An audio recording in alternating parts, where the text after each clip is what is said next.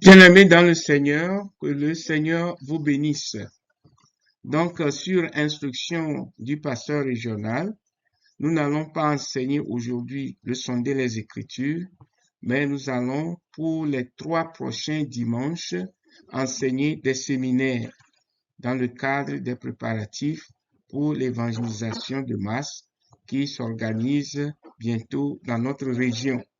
Donc aujourd'hui, nous abordons le séminaire numéro 1 intitulé L'évangélisation et le discipulat. Bien avant toute chose, inclinons-nous dans la prière. Dieu de grâce, Père des armées, nous te sommes infiniment reconnaissants pour ta bonté, ta grande fidélité. Tu es le Dieu qui veut que toute âme soit sauvée et que tous nous nous retrouvons un jour dans ton royaume. Et pour le faire, tu nous as laissé la grande commission, celle d'aller et de chercher les brebis perdues de par le monde entier. Nous prions, quand nous embarquons dans cette grande tâche, que ton esprit nous fortifie et que nous puissions présenter cette parole de manière claire et concise pour que ton peuple comprenne. Je confie toute personne qui va écouter ou voir cet enseignement, que ton esprit lui parle, que ton esprit sème la passion et la compassion des âmes perdues pour tout un chacun de nous au nom de Jésus. Père, je prie que tu prennes contrôle maintenant et que ton esprit nous instruise dans ta très sainte parole. Dirige cet enseignement, permets qu'il ait de l'impact et que quiconque l'écoute puisse obéir promptement au nom de Jésus. Dieu de grâce, merci parce que tu nous as exaucés. Dans le nom de Jésus, nous avons prié. Amen. Donc, comme je le disais tantôt, sur instruction du pasteur régional, nous n'allons pas étudier sonder les Écritures. Pour les 3 prochains dimanches, nous ferons des séminaires. Et aujourd'hui, nous sommes dans le séminaire 1 intitulé Évangélisation et discipulat. Discipulat veut dire former des disciples pour Christ. Donc, dans ce séminaire, nous voyons que la parole de Dieu porte sur la formation et l'équipement de l'Église pour l'évangélisation. La formation et l'équipement de l'Église. Donc, quand nous parlons de l'Église, on parle de toi et de moi. On parle de tous ceux qui sont nés de nouveau de par le monde. Et quand nous considérons notre Église locale, il s'agit bien de toi et de moi. Donc, nous avons besoin de la formation pour l'équipement de l'Église et pour l'évangélisation. L'évangélisation et le discipulat sont donc au cœur de la mission de l'Église. L'Église existe pour prêcher l'Évangile et qu'à travers la prédication, l'enseignement, que les gens soient nés de nouveau et qu'ils puissent éviter d'aller en enfer.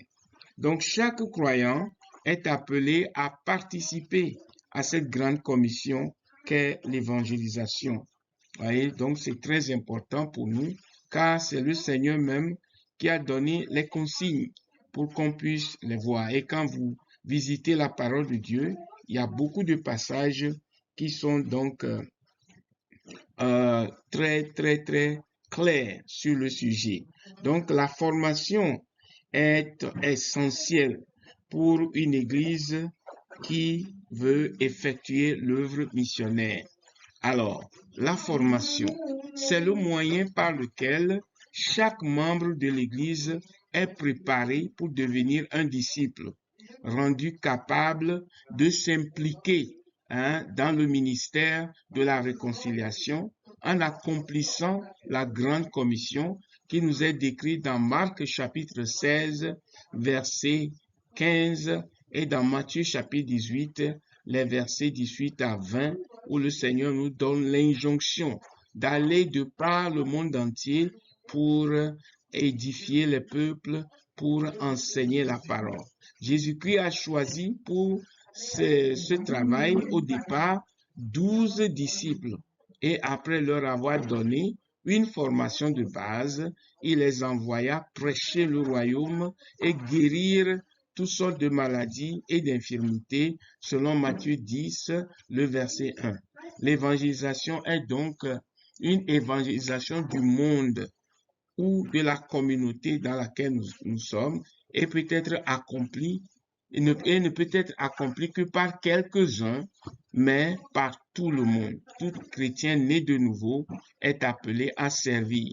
Et le tout premier service, ce n'est pas de chanter dans la chorale, ce n'est pas d'enseigner dans l'église, ce n'est pas de faire de la surveillance, mais de sortir, d'aller parmi les païens, les incroyants, pour prêcher l'évangile. Ainsi donc, le corps de Christ ou l'église doit être impliqué, très impliqué. Par conséquent, leur formation et leur équipement sont d'une importance capitale. Que le Seigneur nous aide à obéir à sa parole au nom de Jésus.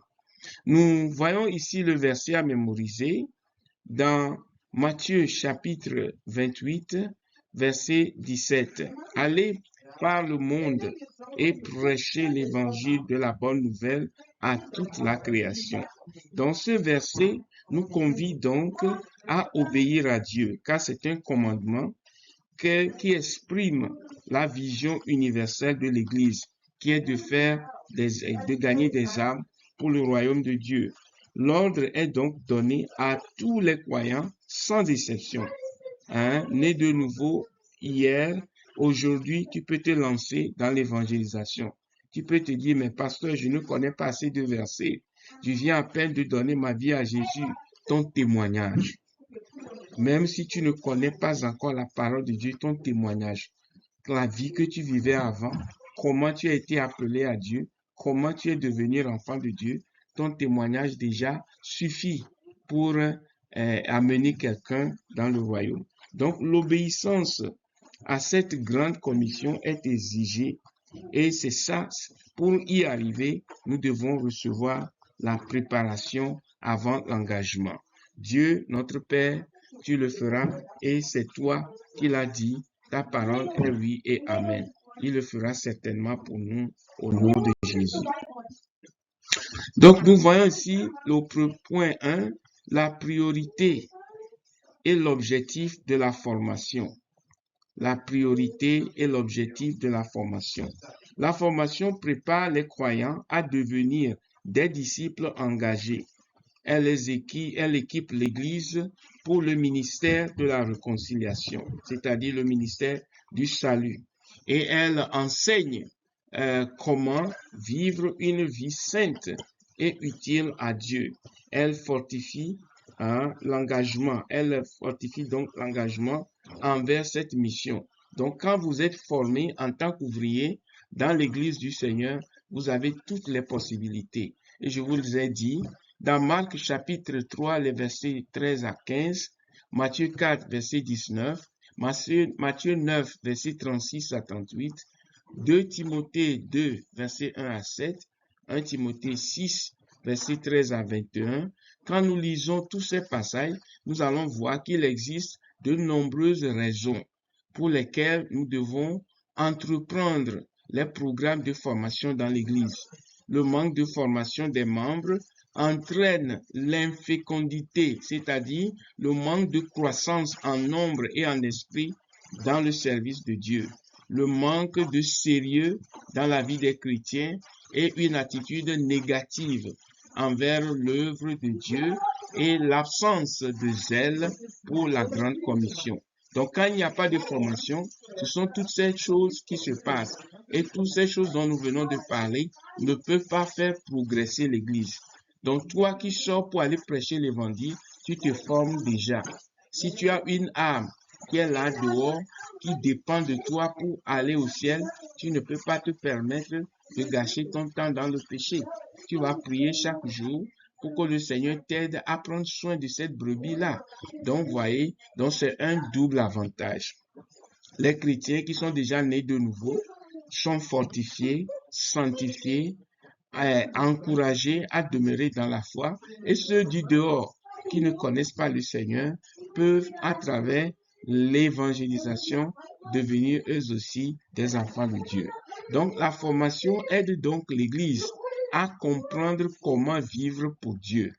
à accomplir l'œuvre de Dieu et à mener une vie sainte, selon Luc 6, versets 12 à 13, Éphésiens 4, versets 11 et verset 15. Depuis la formation, de plus, la formation garantit la poursuite de la vision, des objectifs, de la saine doctrine et la croissance, ainsi que les stratégies de l'évangélisation que nous trouvons dans 2 Timothée 2, verset 2. Donc, à mesure que les membres sont formés, ils deviennent plus réceptifs, capables de relever tous les grands défis et on devient stable. Quand tu reçois la formation, tu apprends beaucoup de choses sur la vie chrétienne, sur la prière, sur les démons, sur le monde des esprits. Tu apprends beaucoup de choses. Tu es équipé spirituellement pour t'aider à demeurer dans le Seigneur et à aider également d'autres personnes à affronter les grands défis, à être stable dans tes convictions. Aujourd'hui, beaucoup de chrétiens qui sont devenus froids et qui critiquent à tout bout de champ la parole de Dieu, quand tu fouilles leur vie, eux-mêmes, ils ne prient pas suffisamment, ils ne font pas d'évangélisation et parce qu'ils ne connaissent pas suffisamment la parole, ils peuvent accepter n'importe quelle interprétation que les gens font devant là-bas. Donc, la formation est un remède à l'ignorance. Un chrétien qui ne se forme pas, il est ignorant. Parce que quand il sort, les témoins de Jéhovah, les gens qui vendent leurs fausses promesses de Dieu, peuvent facilement l'embobiner. Et parfois, on l'envoie même pour venir discuter avec son pasteur pour lui dire non, ce que vous enseignez là, c'est faux, c'est ceux du dehors qui disent la vérité, etc. Parce que la personne elle-même demeure dans l'ignorance. Que le Seigneur nous épargne de cette ignorance au nom puissant de Jésus. Nous continuons avec les personnes, ou bien l'importance de la formation. Pourquoi la formation pour devenir ouvrier dans le Seigneur, pour devenir serviteur dans l'Église, est-elle importante? La formation est donc une priorité spirituelle pour la croissance de l'Église. C'est lorsque nous sortons et prêchons que d'autres personnes s'ajoutent à la congrégation et à l'Église du Seigneur. Donc, elle prévient l'ignorance, comme on vient de le dire, et l'immoralité spirituelle.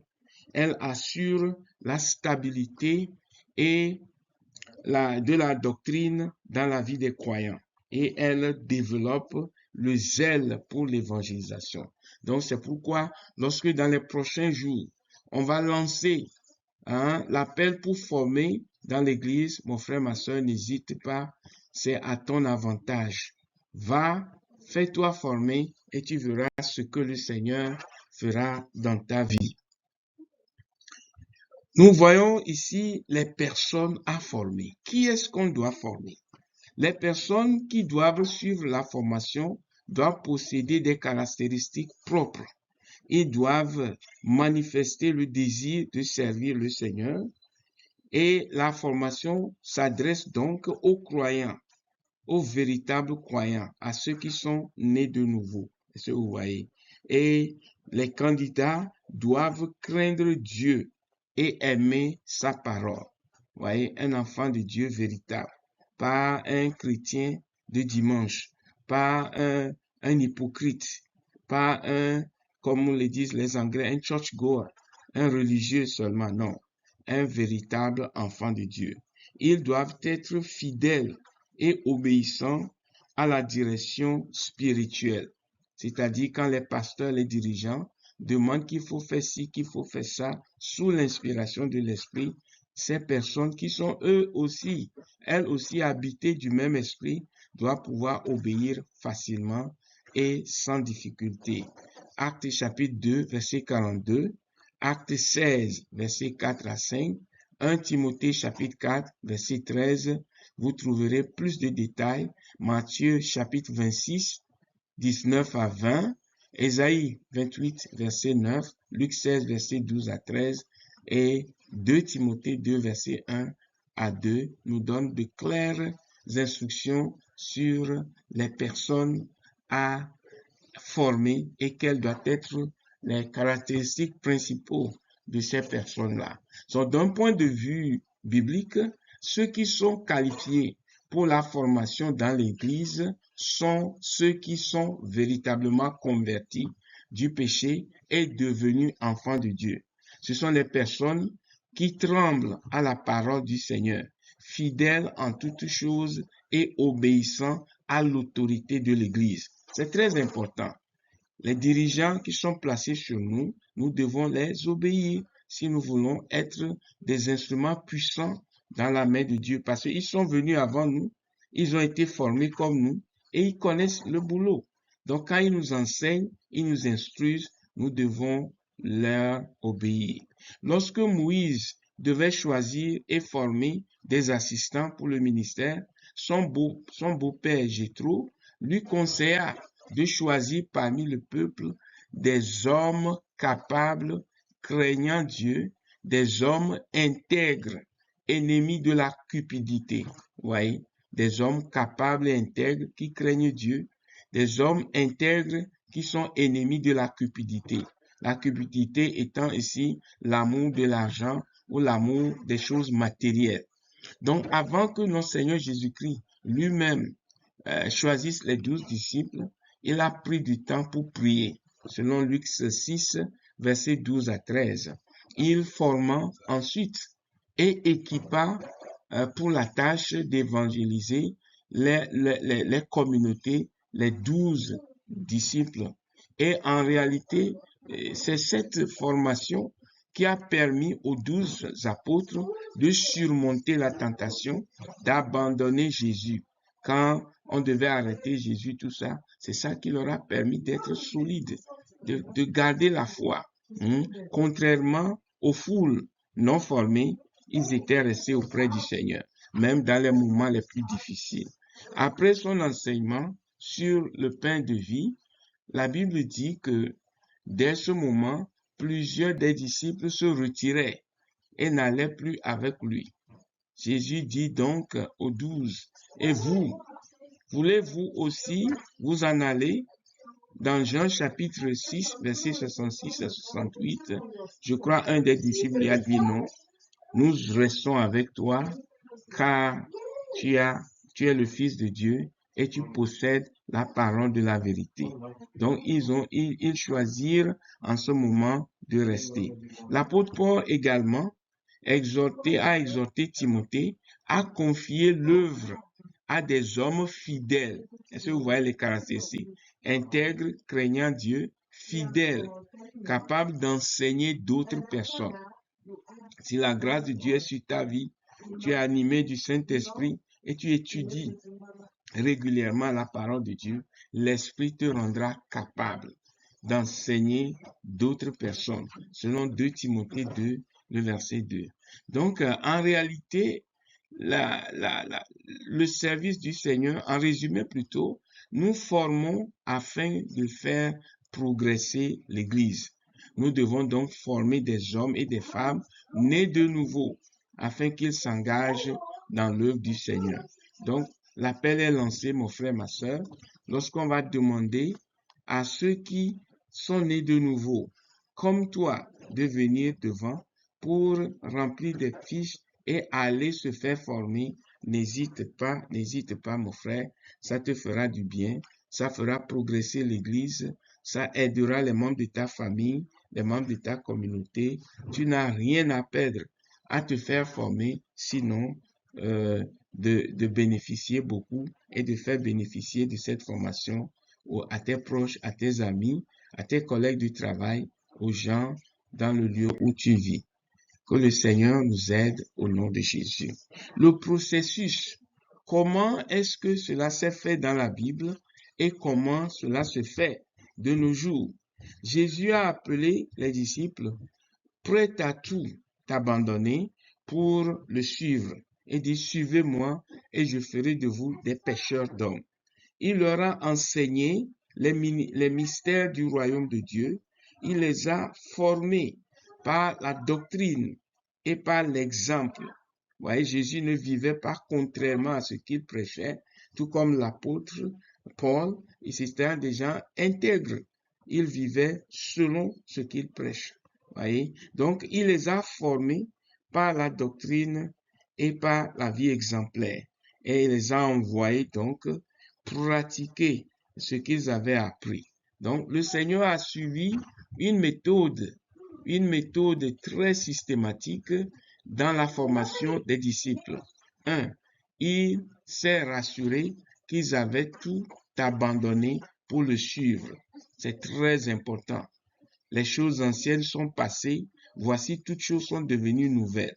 Ils sont nés de nouveau, séparés du péché, séparés du monde, séparés des vieilles habitudes. Numéro 2, il leur a enseigné les mystères du royaume. Numéro 3, il leur a enseigné la doctrine, c'est-à-dire la vérité de la parole de Dieu. 4, il leur a révélé plutôt le sort des pécheurs. Voyez, ceux qui sont dehors là-bas, qui ne sont pas nés de nouveau, qui continuent dans leur péché, qu'est-ce qui va leur arriver à la fin de leur vie, au jour du jugement? Le Seigneur leur a laissé ça pour pouvoir les encourager à savoir que leurs amis, leurs collègues du travail, leurs frères, leurs sœurs sont en danger et que eux étant sauvés, étant promis le ciel, ils doivent aller faire quelque chose pour encourager ces personnes aussi à ne pas aller en enfer. 5, il leur a montré la nécessité de prêcher le royaume de Dieu, comme nous le disons ce matin. Bien que la formation soit un processus continu, des objectifs doivent être fixés à chaque étape. Nous devons donc nous efforcer de couvrir les domaines suivants. Numéro 1, le salut. On doit faire en sorte que quand nous prêchons le salut. Numéro 2, le baptême d'eau. Quand tu prêches à quelqu'un et la personne a reçu le Seigneur, comme l'a fait l'eunuque éthiopien. Après avoir écouté la parole, ils étaient arrivés au bord d'une rivière. Il a dit, ben, j'ai déjà reçu Christ. Qu'est-ce qui m'empêche de recevoir le Seigneur? Et Philippe est descendu avec lui dans l'eau et l'a baptisé avant que l'Esprit de Dieu n'enlève Philippe et qu'il disparaisse. Vous voyez, donc le baptême d'eau, très important. Et il faut aussi prier pour la sanctification. Vous voyez, quand le salut vient, c'est comme si on a coupé seulement le tronc de l'arbre. Les racines du péché sont définitivement enlevées par l'expérience de la sanctification. Il faut le baptême d'eau, le baptême du Saint-Esprit, qui permet aux chrétiens d'être forts spirituellement, de prier pour qu'il y ait des miracles, des prodiges. Ensuite, la restitution. C'est ce qu'on appelle la repentance pratique. Si vous avez volé des choses, vous avez gardé des choses, vous avez dépensé ce qui ne vous appartient pas, vous avez menti dans le compte de quelqu'un, vous avez fait des fraudes. Là, parfois, c'est difficile, mais quand vous voulez obéir à Dieu, l'Église est là, les pasteurs sont là pour vous assister dans ce processus-là. Si entre toi et quelqu'un, ça ne va pas, tes parents, tes frères, un ami, ou quelqu'un de l'Église, quelqu'un d'ailleurs, tu fais la restitution. Tu vas demander pardon si tu as offensé la personne. Tu vas rendre la chose volée en cas de vol, et il y a différents types de restitution. Les pasteurs sont là, nous sommes là pour assister, et quand vous ne savez pas ce qu'il faut faire concrètement. La prière d'intercession. Nous devons intercéder pour nous-mêmes, intercéder pour les membres de nos familles, et aussi intercéder pour l'Église, et particulièrement les missionnaires. Nous avons besoin de prier les uns pour les autres. Ensuite, observer une vie de pureté et de puissance. Vous voyez, nous ne sommes pas appelés à l'impureté, mais nous sommes appelés à la sanctification. Nous devons préserver notre corps et notre âme dans la sainteté que Dieu aime. Donc, la pureté et la puissance. Numéro 8, le temps de recueillement personnel. Pas de nourriture sans la Bible. La première des personnes auxquelles nous devons parler, c'est le Père, le Fils et le Saint-Esprit. Nous devons quotidiennement méditer la parole, faire le recueillement matinal. 9, l'étude personnelle et la dévotion.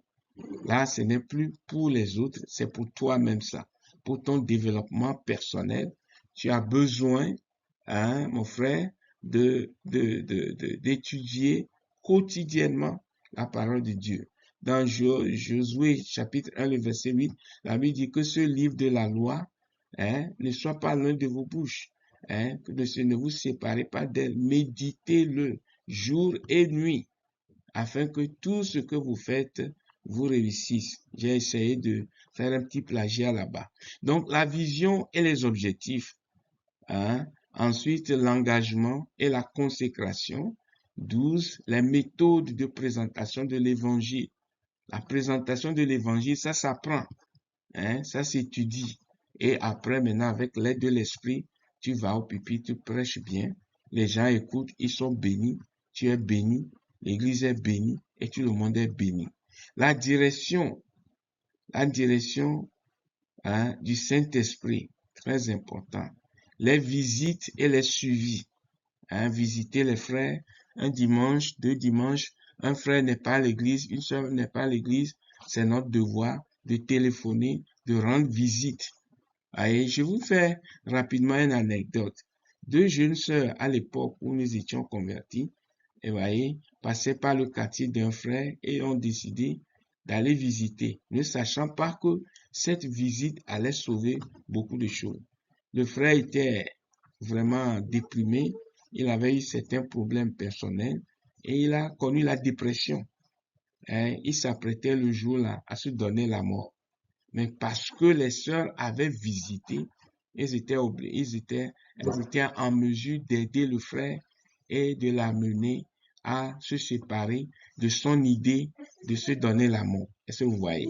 À supposer que les sœurs n'avaient pas visité, on viendrait trouver ce frère mort. Et celui qui se donne la mort ou commet un suicide va droit en enfer.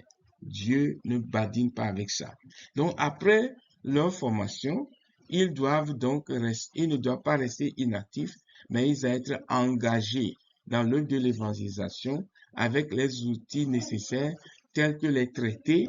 Hein, l'église où nous sommes ici a des traités. Si vous en voulez pour l'évangélisation, il suffit simplement de demander des messages audio, des messages vidéo, des magazines. Nous avons aussi des magazines.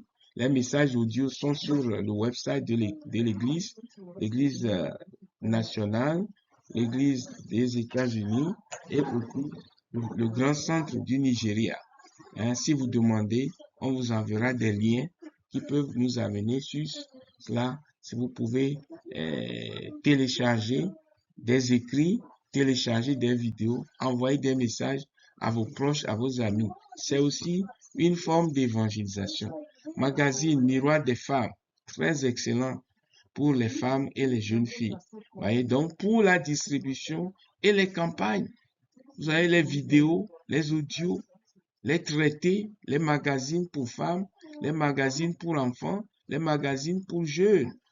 Vous voyez, des thèmes comme le mariage sont abordés, des choses comme la restitution, ils sont abordés, la prière, le jeûne, tout ça. Vous allez trouver des éléments très, très, très poignants, très, très, très importants qui vous permettront de grandir spirituellement et de réaliser vos rêves dans le Seigneur.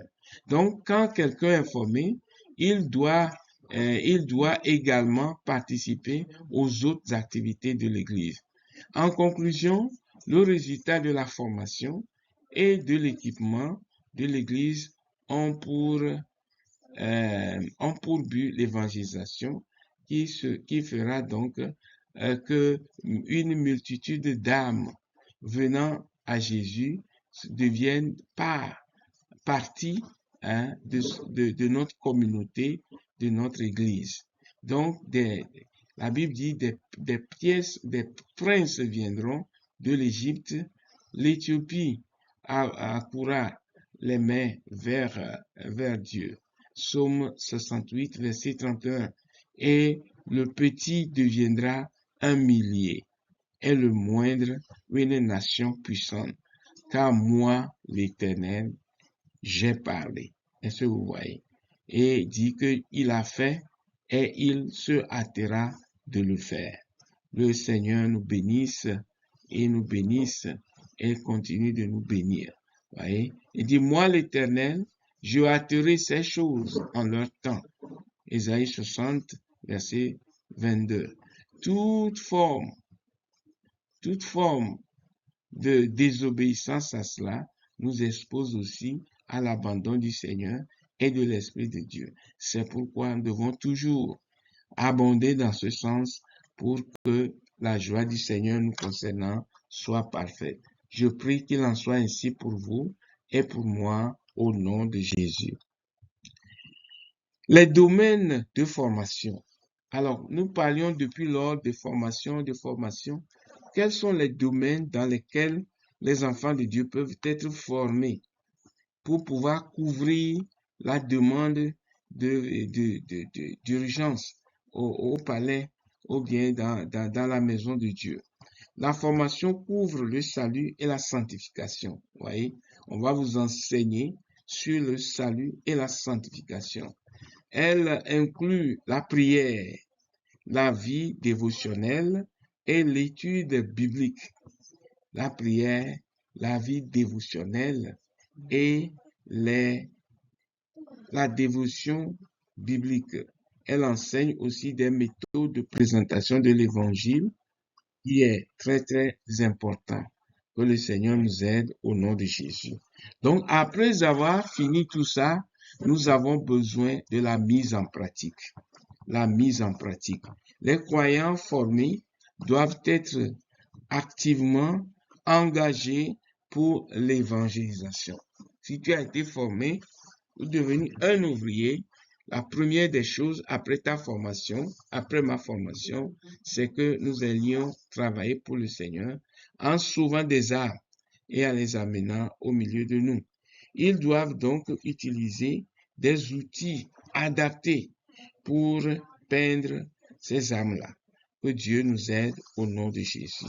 Ils doivent aussi participer aux visites et au suivi spirituel. Donc, quand les anciens ouvriers vont sortir, on va les paire 2 à 2 avec les nouveaux pour sortir et faire l'évangélisation afin que les anciens puissent inspirer les nouveaux à communiquer sur l'évangile et à la présenter pour le bien-être des peuples. Le Seigneur nous aide au nom de Jésus. Alors, en conclusion, que pourrons-nous dire de cet ordre si important, de cet engagement si ferme de la part du Seigneur vis-à-vis de nous? Il dit la formation et l'équipement des produits et produisent donc un équilibre dans la vie missionnaire et dans la vie personnelle. Voyez, des multitudes d'âmes viendront à Christ par une église formée.